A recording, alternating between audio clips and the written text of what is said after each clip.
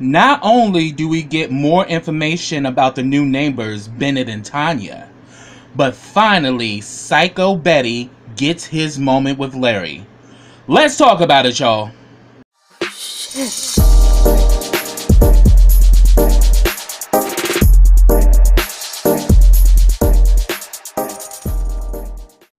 Hey, what's up, everybody? Welcome back to KRS TV. This is your boy Kenny, and this is If Loving You Is Wrong, Season 5, Episode 5, and the name of this episode is Psychosis. But before I get started, y'all, did y'all catch that trailer for the Haves and the Have-Nots? Baby, it's gonna be on and popping when it returns on May 7th. And I loved how they did this because they also set it to Aretha Franklin's version of God Bless a Child. And for those who are friends of the show, we all know that the Have and the Have-Nots was Aretha Franklin's favorite show. So again, rest in peace to the Queen of Soul, Aretha Franklin. Now that I got that out, let's begin this review because this episode was crazy. So the episode picks up where it left off, where Natalie witnesses that Tanya is outside, butt ball naked, screaming to the top of her lungs. Lucian tries to calm her down, but she is not. She's completely resistant to Lucian. And then we also see that Randall hears what's going on, and Randall also walks up on the scene.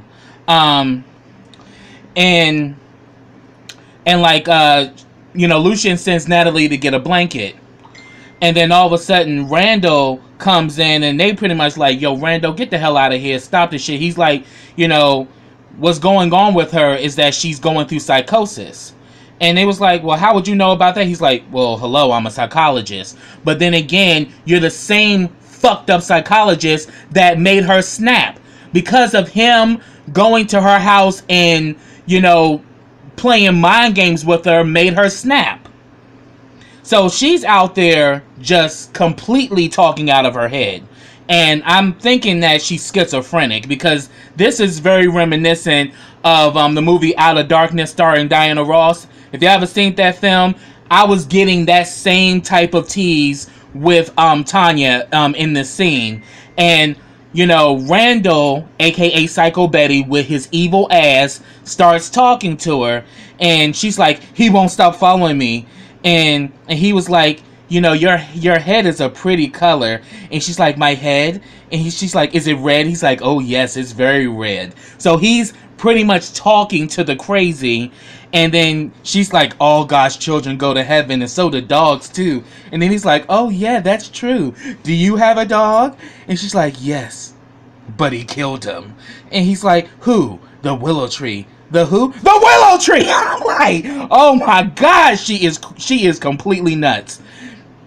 And then she's like, do you see my skin? My skin feels like fur. And he is able to get the blanket on her. And then the next thing you know, once he gets the blanket on her, she flips out and screams and runs into the house. And then, like, all of a sudden, Randall is faking like he cares. He's like, what's going on? It looks pretty bad. And then Natalie was like you really care, Randall. He's like, well, I don't. But hey, a crazy mind is a terrible thing to waste. A crazy mind is a terrible thing to waste. And Lucian is like, bruh, don't you have any decency? And he was like, what the hell is that? And then all of a sudden, we see that this fool goes over. Alex has come out because the commotion was so bad that it was bringing people out of their homes. So Alex is out, and then all of a sudden, you see Randall fucking with Alex. Like, hey, we still on for tomorrow? Uh-huh. Yeah, I'll be there. And won't you wear something sexy? I'm like, if you don't take your crazy stinking ass on, Randall. Jeez. So then, all of a sudden, we see that Lucian wants to go and see after Tanya. Natalie put a stop to that shit. She's like, no, you no. She's like, you need to step back and let the professionals handle it. You need to let the professionals handle it. And he was like, I am one of the professionals. What do you mean?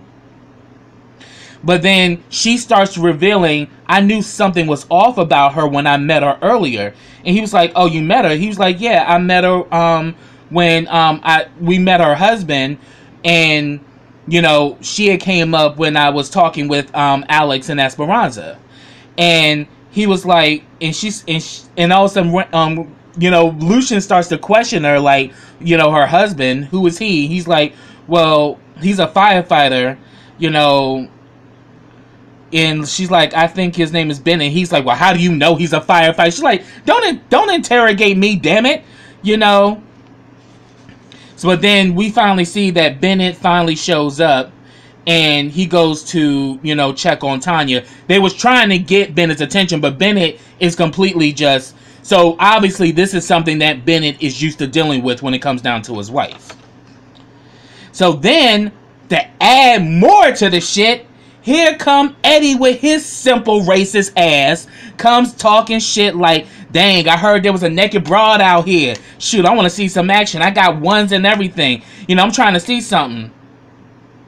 And then, like, that Natalie and Lucian just paid him dust and went in the house. So then he's like, oh, hell, where the hell am I going to sleep?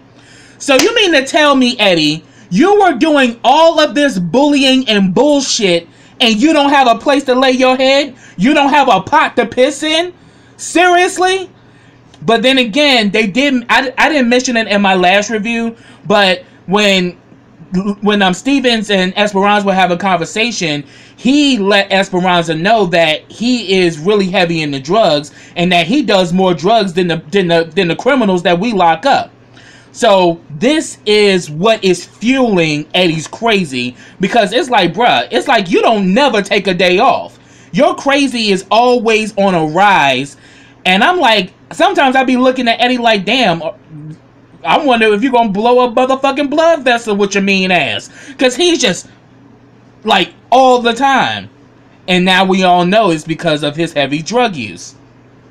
So then he starts telling us where the hell I'm going to sleep.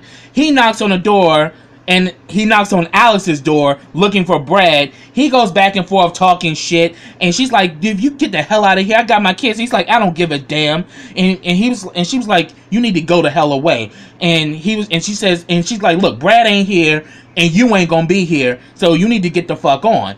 And he's like, but you're my cousin. And she's like, I don't give a damn. Like, bruh, you've been calling her every bitch, hoe, and slut in the book, and you think she gonna let you sleep in her house?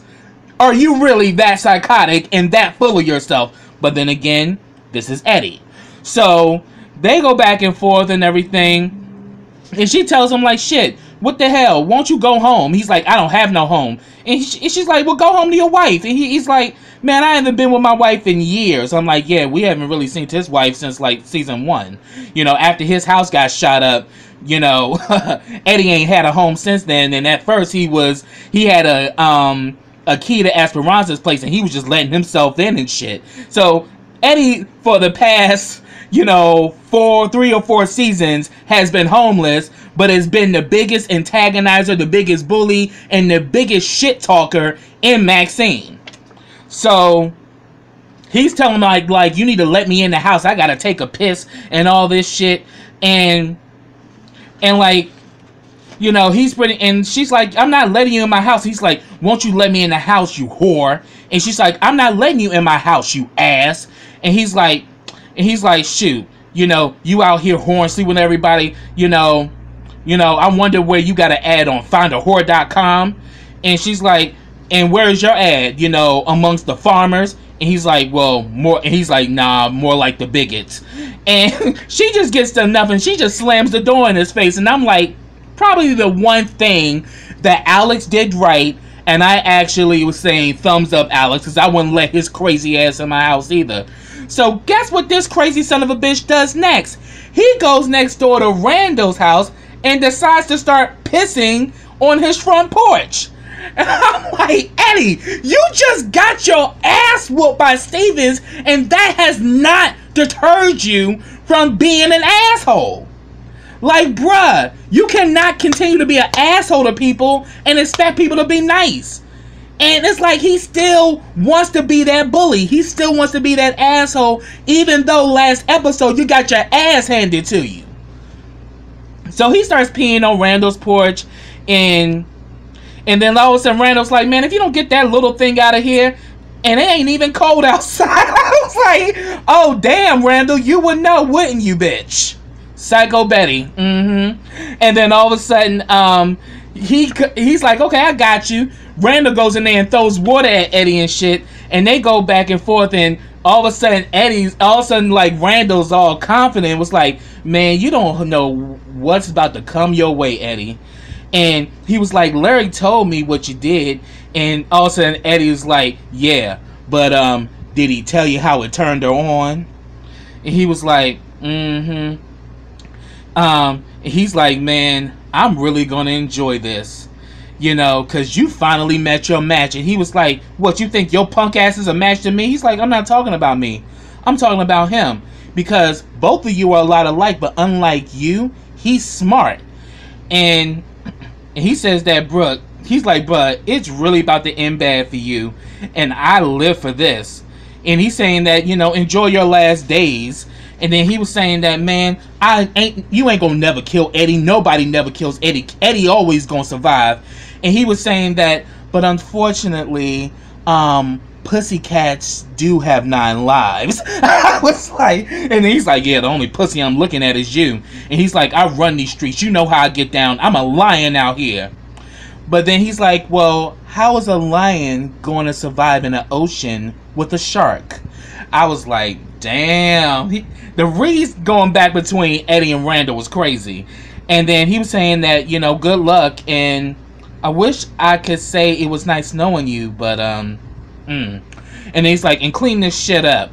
You know, the piss on his porch. I'm like, that old crazy bitch ain't gonna clean up your piss. And besides, both of y'all are the most fucked up people on the show. So let's keep it moving. So then we see that Bennett is in the house with his wife Tanya. Tanya is freaking out, saying the box is moving, the box is moving. And he's trying to get her to take her pills, and she won't take them. And we see that Eddie is hearing this across the street because she's screaming so loud. And he's saying that, look, take the pills. And she's like, I hate you, and I'm not taking my pills. He's like, take the pills. She's, no. And she's screaming so loud that Eddie comes in there, pulls his gun, and says that, what the hell is going on over here? And then he says, and then like he's pointing the gun at Bennett and telling Bennett that you better shut up or I'm gonna take you to jail, because he's asking her questions. And he's saying, is he threatening you, ma'am? And she's like, yes. And he's like, no, I'm not threatening her. She's psychotic. You know, he's like, look, I'm not talking to you. So shut up or I'm going to take you in. Next thing you know, we see that Tanya ends up leaving. And then all of a sudden he tells Bennett, man, put your hands down. Like, bruh, don't you know, like, don't you think you should gag that bitch next time? And Bennett's just kind of stuck like, huh? He's like, dude, I can hear her screaming her head off across the street. You know, next time when she acts like that, get a sock, ram it down her throat, and shut her ass up. You know, dude, you're going to have police coming in and out of your apartment with all her craziness going on. I'm saying, you need to be a man and shut your bitch up. And I don't want to have to tell you this shit again. I'm like, Eddie, you mean bastard. Oh my god. Because it's like he did all that shit and then broke character as she left. And it's like, man, you need to learn to keep your bitch quiet. Everybody in the whole damn neighborhood can hear this bitch crying and hear her screaming. You're going to always have the damn feds coming in and out your, the police coming in and out of your apartment or in and out of your house, you know, because of her crazy ass. You need to, you know, take control of this shit. I'm like, that is like the worst damn advice that you could give this man. Obviously, he loves his wife, because only a man who truly loves his wife would deal with something like this. And it's even to the point it's out of his control. And we find out more later, so I'm going to get to that. So let's keep it moving. Then we get a scene with, you know, with Natalie and Lucian. They're in bed. You know, they talking about Tanya, and then all of a sudden Lucian's phone rings. And guess what? It's Ian. Ian says, you know, I need to talk to you. And he's saying that I can meet with you tomorrow. I'll get off at 6. And then Natalie was like, invite him to dinner. And he was like, huh? He's like, Well, she said that, Natalie's actually having dinner and she wants me to invite you over. How about we do it then? He says, okay, fine. You know, so then after he gets off the phone, he asks Natalie, why do you want to invite him to dinner? He said, because I want him to help Kelly. And I'm like, but it's more to this than meets the eye. And maybe this is what Ian is going to share with Lucian, what's really going on. So I'm waiting to see what Ian is going to do, because we saw last episode, Ian is like David without the slingshot, and he's going up against Goliath, which is Larry as well as Travis's family.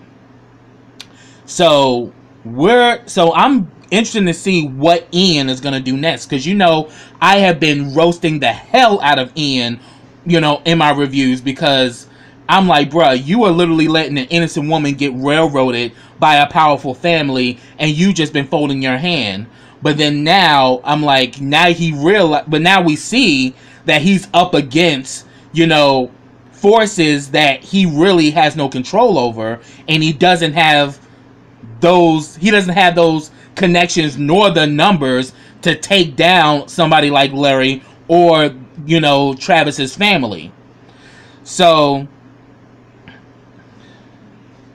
all of a sudden, they were going back and forth about that, about Ian coming over, and then he was like, and then Lucian was like, well, whatever you do, Nellie, if you want him to help Kelly, you won't make him your soup. I was like, yo, Lucian is crazy. So pretty much that's what went down there.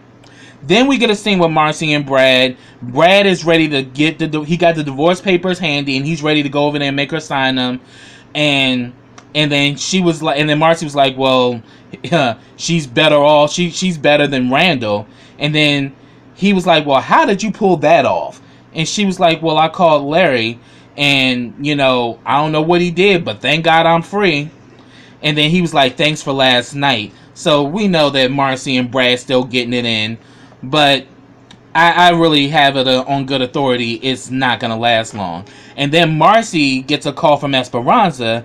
She asks questions. Marcy asks her about Kelly, and she says that when she gets more details, she'll tell her. And then she was asking her about the divorce papers. How did you get, Randall to sign them? Because everybody knows that Randall is hard-headed and he's stubborn as shit, and you can't tell him anything. Because Randall thinks he's the smartest person in the room, when yet, Randall is smart, but he's dumb at the same time. So pretty much Marcy tells him about Larry, and that, and then she also reveals that, well, the reason why I'm asking is because I want to, have a sit down with Eddie, and I want to do something to get Eddie to leave me alone, because I just can't keep living like this. So obviously it's pretty much apparent she's starting to have feelings for Steven, and she's getting tired of Eddie doing all this bully shit that he's been doing,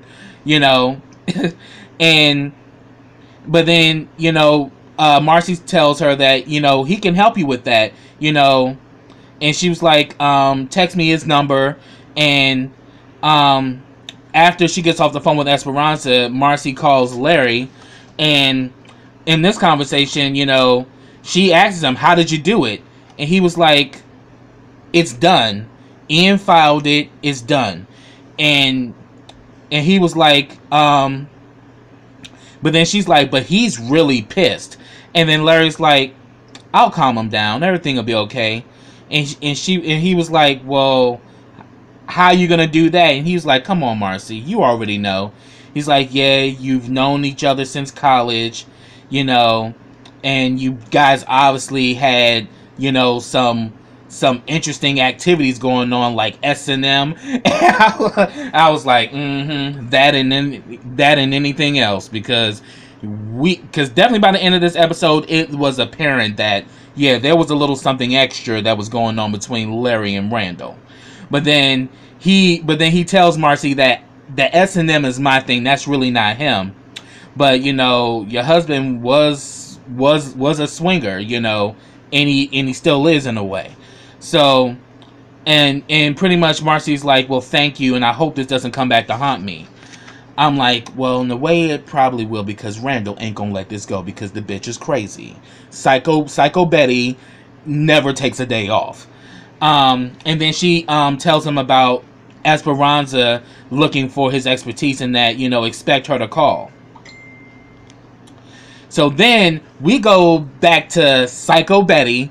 He's on the phone going off about, talking to, I think, an attorney or something, or actually talking to the courts to find out was his divorce actually final. And it's like, yeah, it's been filed. And he's like, and you mean to tell me there's nothing I can do? And he's like, well, let me talk, okay? Let me talk. What if the attorney tricked me? And they pretty much told him, like, it's your word against his.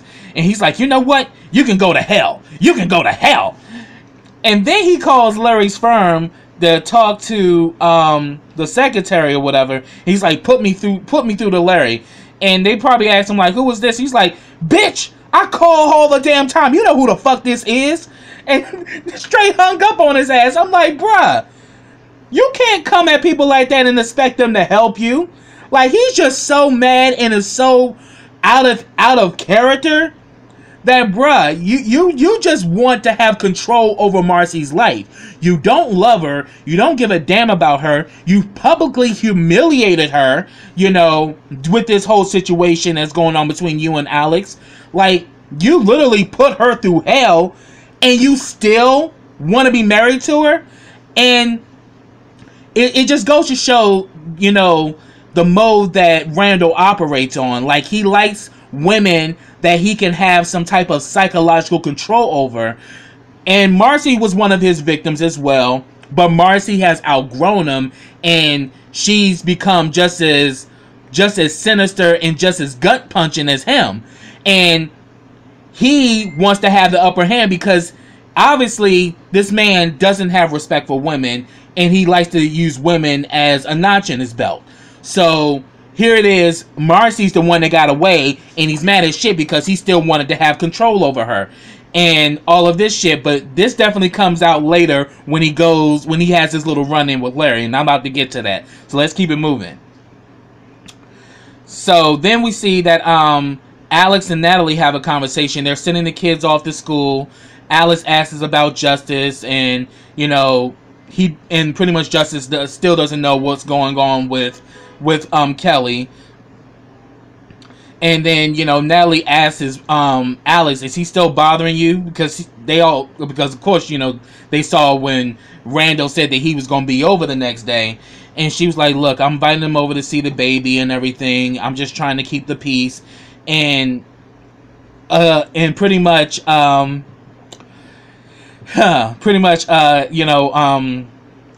Natalie asks, are you sure that's Randall's baby? And she's like, come on, we've been through this.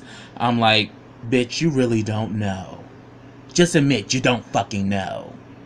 But Alex is a fucking compulsive liar, and she's an arrogant bitch. So she's gonna kind of play the game like, well, I'm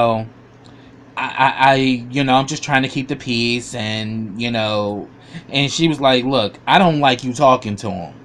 And she finally admits that, Brad wants a divorce, and she's like, I'm gonna give it to him. And she apologizes, like, I'm sorry to hear this, Alex. And she's like, it's just so crazy how one mistake can change your entire life in the most awful way.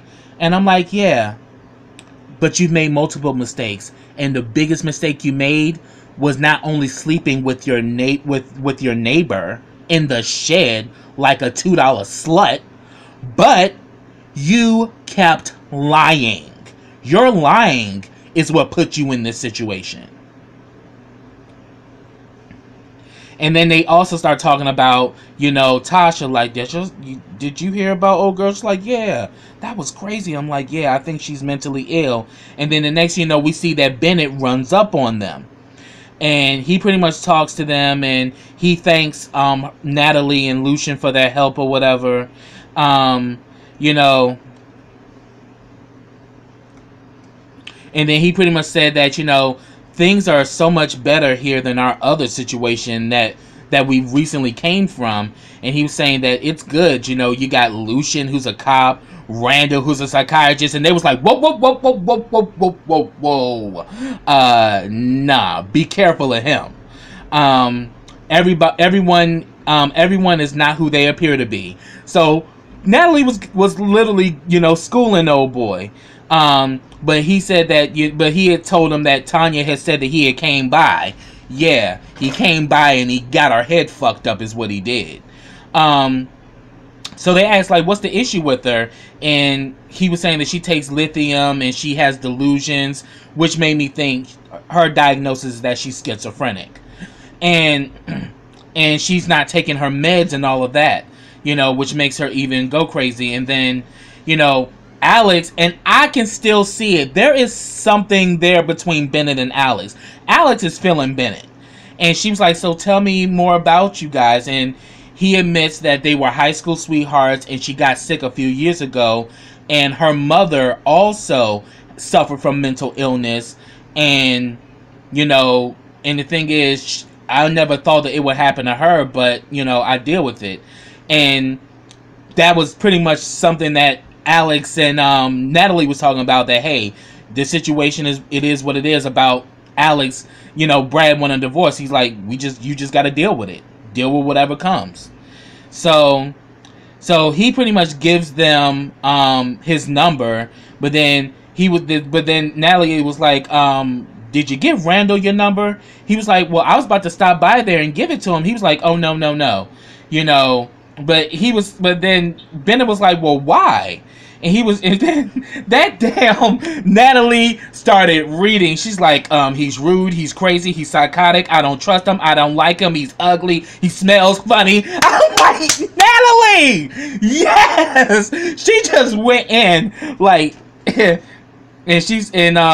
and then the next thing you know, afterwards, we see that Brad shows up with the notary, and he's got the papers, and he asks Natalie to be a witness to see that that Alex signs the papers. So he pretty much they go into Alex's house.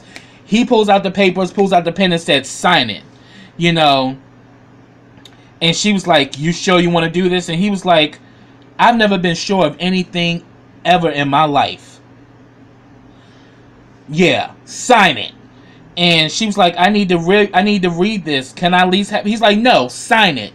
You know. And then, like, Natalie was like, well, shouldn't you give her at least a day to review the actual document and everything? And he was like, after what she did, you think she deserves that kind of courtesy?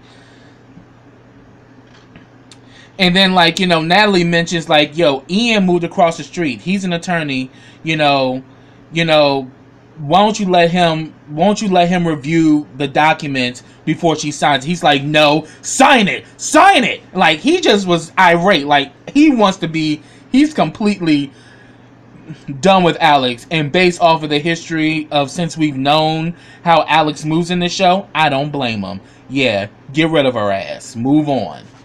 But Natalie tells him that, look, I can't be a witness unless you give her 24 hours to read this contract.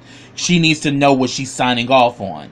So he's like, okay, fine, you get 24 hours and no less. And then he leaves and Alex breaks down and all that. I'm like, boo-boo, yeah, you can cry all day, but you caused this.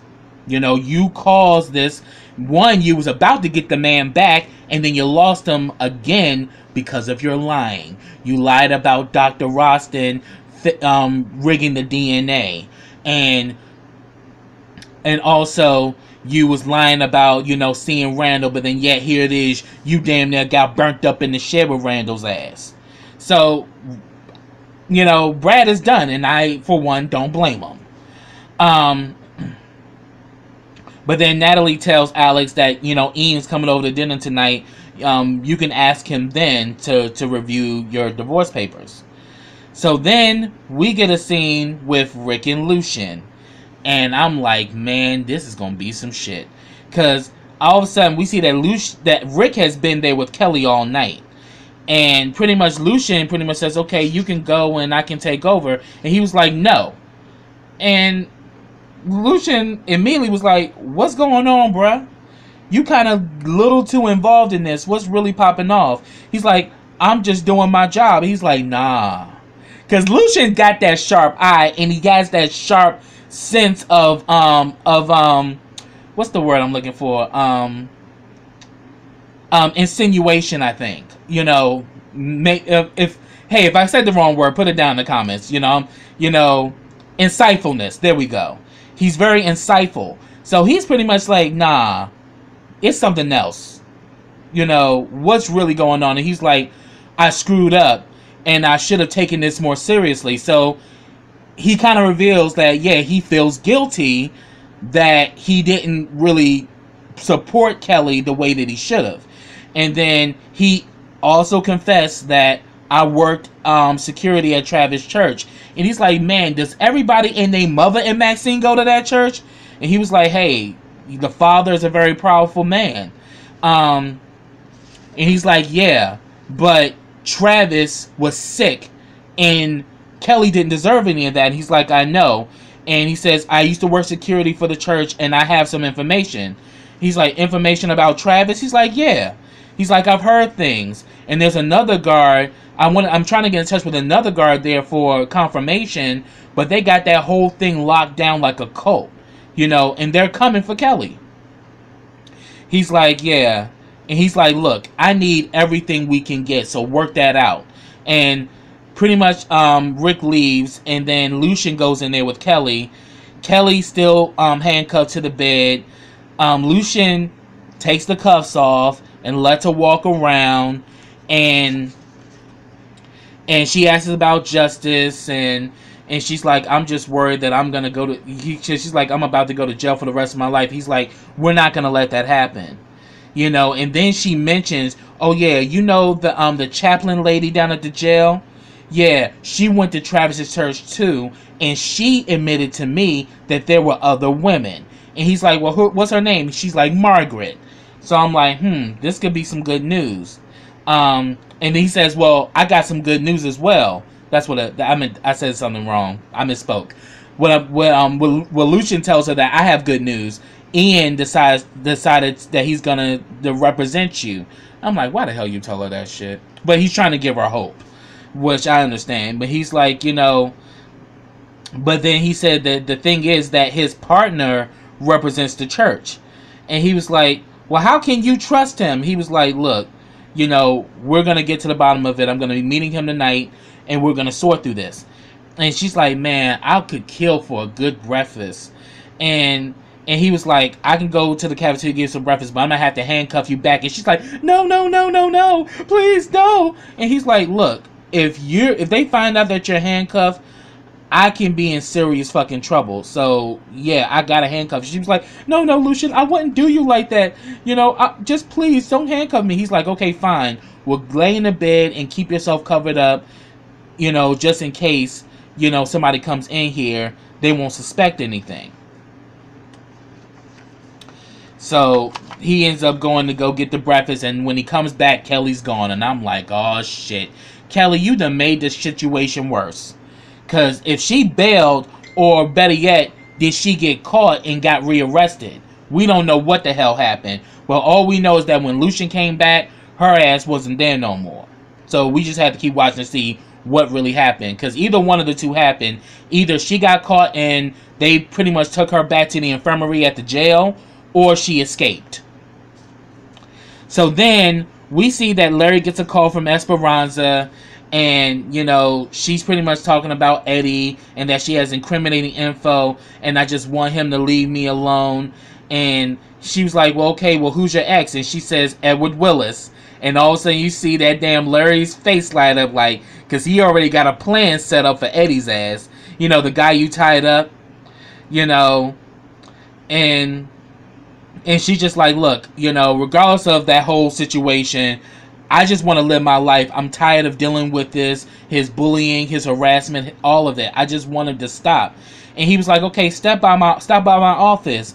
And she said that she will stop after she picks up her daughter from school. He's like, well, stop by anytime. Just call the secretary and let her know that you're coming. Soon as he gets off the phone, Psycho Betty comes in and starts beating Larry's ass. And I'm like, this bitch is mad. And I'm like, why, bitch? Why? And then all of a sudden he was like, so tell me, you tricked me into signing those papers, you know, and all of that. And he's like, Randall, calm down. Because, you know, the thing about it, Larry's into S&M, so he likes being abused. He likes being spat on, pissed on, and all of that extra shit. He likes that rough shit. It is what it is. So therefore, you know, he pretty much tells him that, look, I did you a favor because that situation was unhealthy, and one day you will thank me. Because this situation would have only gotten worse, because due to the pain and suffering you caused her, and due to the fact that she has suffered multiple miscarriages under you, she could have took you for everything you had. And he was like, well, I would have fought that bitch with that. She wouldn't have been able to hold a candle to me. But he was like, but the fact that she's had miscarriages, even this last one, she can pretty much take you down for murder. Because due to all of the pain and suffering and all the hell you caused her, she could say that this actually is what contributed to her having a miscarriage. And she could take you for everything you have. So I protected you by getting this divorce out of the way. And then he started talking about, I'm going to get you disbarred. And then he's like, come on, Randall, really? Like, Larry's just like, dude, you tripping. You know how it is. And then he starts telling Larry, I don't never want to see you again. And all of a sudden Larry's like, Randall, don't do this. Please don't do this. And then all of a sudden you just see Randall's face, and I'm like, there was really like a little lovey-dove relationship going on between the two of them up in college. Oh yes, they were probably either, they were not only swapping with, couples, they were swapping with one another. Because you can definitely see that there was something there. And all of a sudden, he just looks at Larry and was like, move. And we see that Larry is like hurt. Like, no. I'm like, because, that's his boo-boo. And I'm like, damn. So that's where it ended. And I'm like, I'm waiting to see what's going to happen following this. But shit is about to get crazy. And I have to say, Tyler has really brought If Loving You Was Wrong back with a bang. And every episode, I've been like, oh, this is really interesting. So I can't wait to see what happens next week. But that's what I have. If I missed anything, put it down in the comments. I'd love to talk to you about it. But subscribe to my channel. Click that bell so you get notifications every time I drop a video. Also, follow me on all of my social platforms. I have them listed in the description box. Also, like this video, comment on this video, and share this video. And I'll be back with the next episode of If Loving You Was Wrong. So until next time, everybody, take care.